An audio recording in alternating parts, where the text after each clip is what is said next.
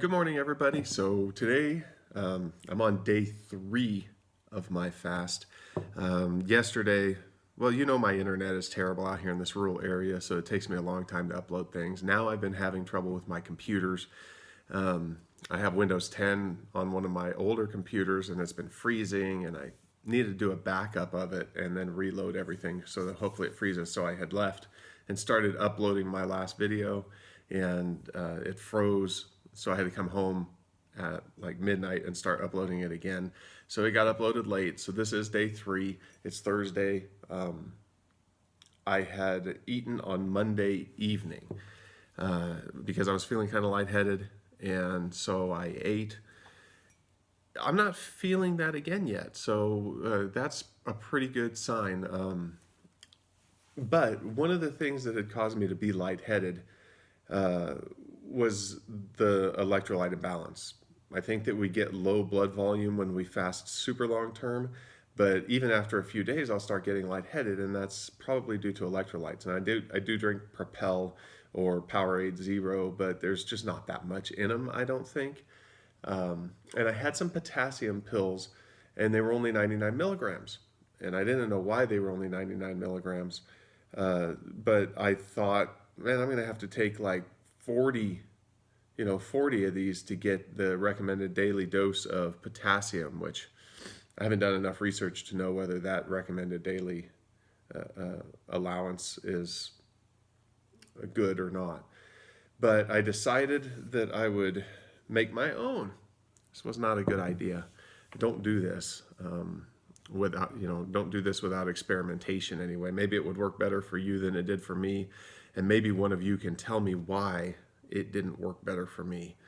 But I started making, I have a capsule maker, which I'll show you guys later because it's pretty useful for a lot of things.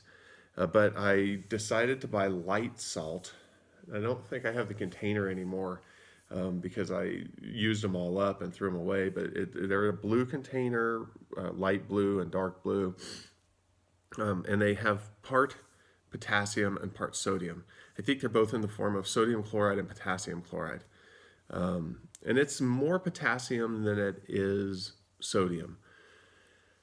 I have these size 00 capsules that hold close to a quarter teaspoon in each one. And I've been watching a guy, some of you might have seen him. I think his name is Cole Robinson. He does the Snake Diet channel. And so he was saying you need 2,000 milligrams of sodium for every liter of water that you drink, and then 4,700 milligrams of potassium a day. And I was gonna start taking these capsules because he says just mix it in water, but I don't like the taste of it, the salt water, and then I don't drink very much. So I decided, well, I'll just take these capsules that I've made instead of mixing it with water, and I'll just spread them throughout the day, so that basically when I'll take I had it figured out. I think it was 4 capsules for every 32 ounces of water I was going to drink. And the first time I took them, I took 2 capsules, and my gut immediately started wrenching, and it was painful, and I was immediately started getting bloated. And I was like, oh no, I didn't drink enough water, and I didn't spread them out far enough.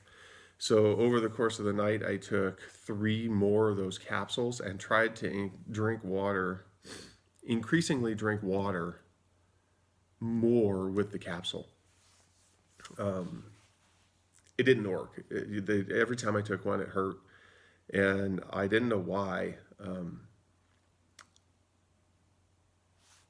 Anyway, I thought I was okay. The next morning I woke up and then my gut was wrenching and my back was seizing up, and it would just do it for a short period of time and then let go.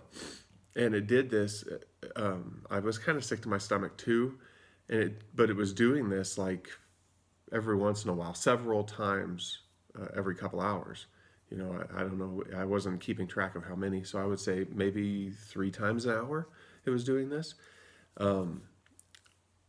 This continued for 2.5 days, where I would just be sitting there perfectly fine, and all of a sudden my back would just seize up, and it was like locking up. and my stomach was wrenching every once in a while and everything.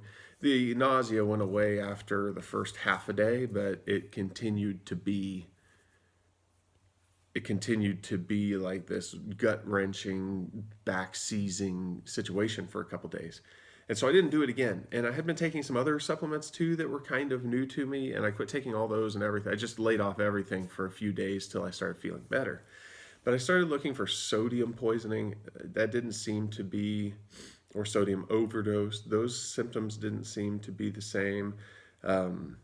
Actually, I couldn't find, when you look online for symptoms of situations, almost all the symptoms are the same for everything. It's like, okay, well, I don't know what it is, because it could be anything from, a bad piece of chicken to stomach cancer. Who knows? It's all the symptoms are the same.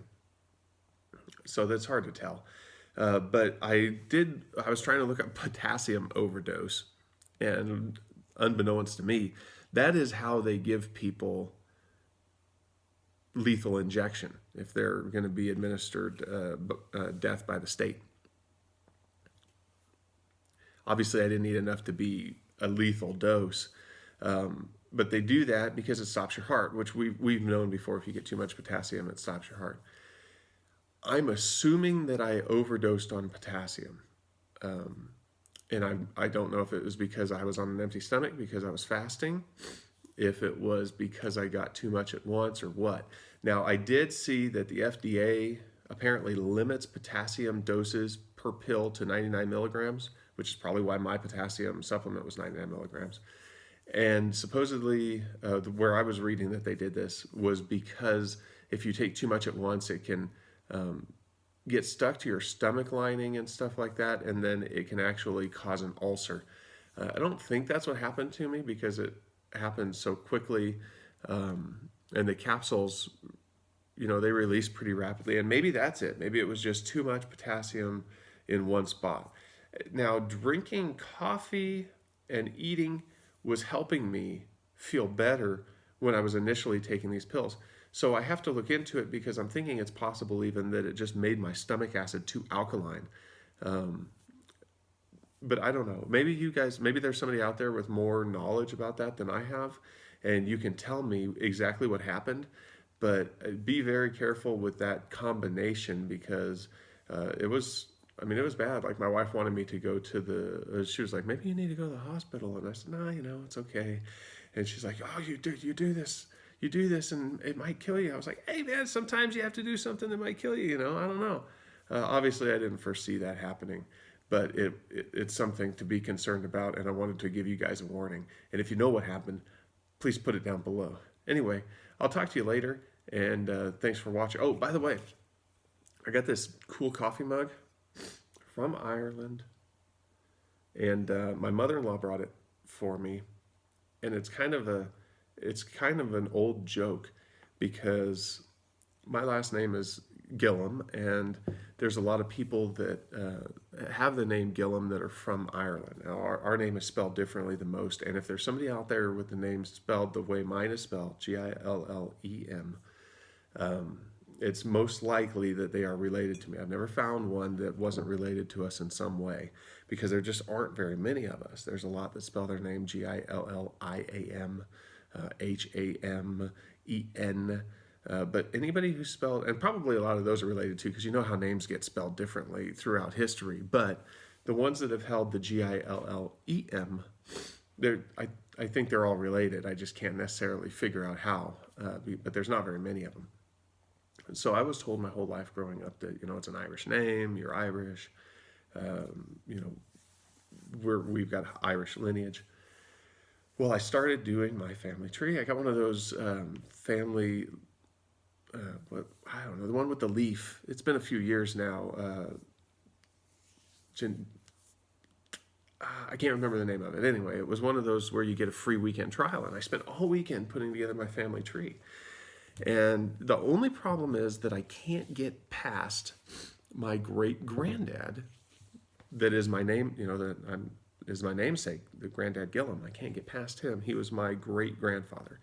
I knew him when I was little, not very well, but I did know him. He was alive while I was little, and I can't even find records past him, which makes sense because he was born in Indian Territory before it became Oklahoma.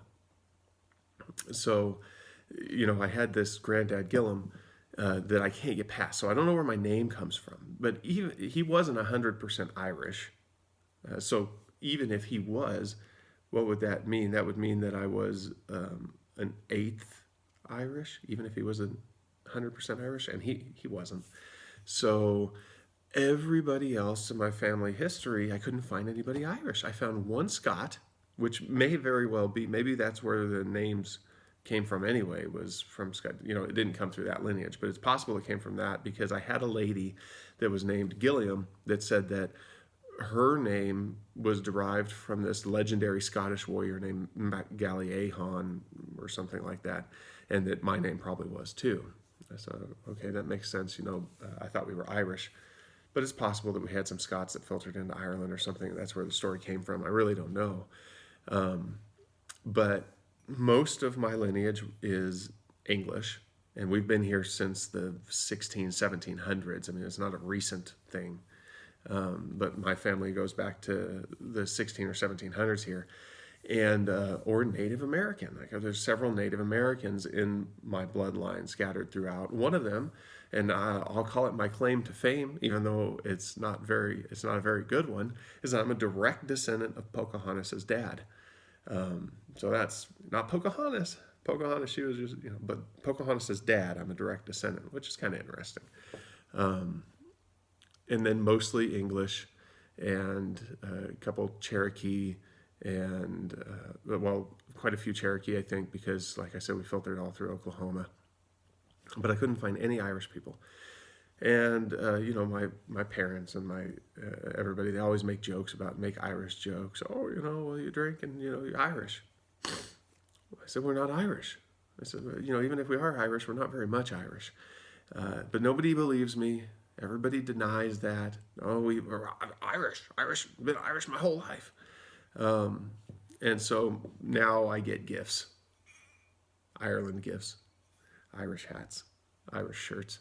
Not that I don't want to be Irish. I really just don't care what I am. But I don't care as in like whatever I am doesn't. I would be interested to see my lineage exactly, or like do one of those DNA tests. I might do that sometime. So I'm interested to see that, but I don't really care what it turns out to be. I just want to know. But it's funny now because I told my mother-in-law this story, and she gets me gag gifts that say Ireland and Irish on them and stuff like that, which they're all actually kind of nice. I like them, and I like that lucky clover. But anyway, that's my story. I don't know if you guys are interested in it, but it was interesting to me. So I'll talk to you later, and I hope you have a good day.